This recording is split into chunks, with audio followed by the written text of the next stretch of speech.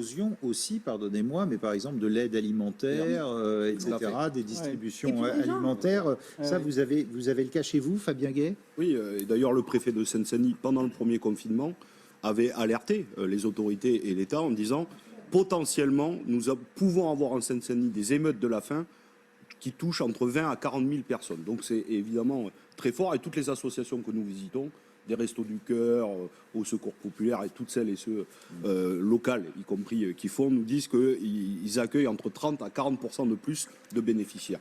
Non, le risque est grand, c'est que la crise sanitaire succède à une crise sociale et économique d'ampleur qui a frappé plus durement les familles populaires, vous l'avez dit, et je partage, parce que petit boulot qu'on ne fait pas, parce que l'intérim qu'on n'arrive plus, parfois l'économie souterraine, bref, des fois la bricole de la vie. Donc ça, c'est extrêmement difficile. Sans compter les Et donc, auto-entrepreneurs, bon, etc., là, il y a la question des crédits revolving, etc., qui est un autre débat, même si c'est un vrai sujet, mais ce n'est pas tellement le sujet. Ce qui est en train de s'arriver, par exemple, les bailleurs sociaux nous alertent. Les impayés de loyer sont en train d'exploser.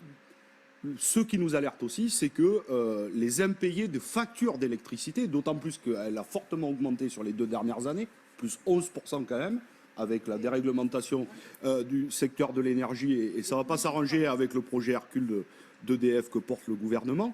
Mais du coup, en premier lieu, c'est quand même les factures d'électricité et les loyers qu'on ne paye pas. Et donc, on peut se retrouver l'an prochain avec des dossiers de surendettement massifs. Et donc là, on devra réagir. Et je finis pour vous dire, juste, par exemple, on n'a pas parlé de ça, mais les restaurateurs qui ont contracté un PGE et qui, depuis 9 mois, n'arrivent pas à travailler. Ben, les PGE, les prêts garantis par l'État, aujourd'hui, c'est 125 milliards sur les 300 milliards qui étaient dédiés.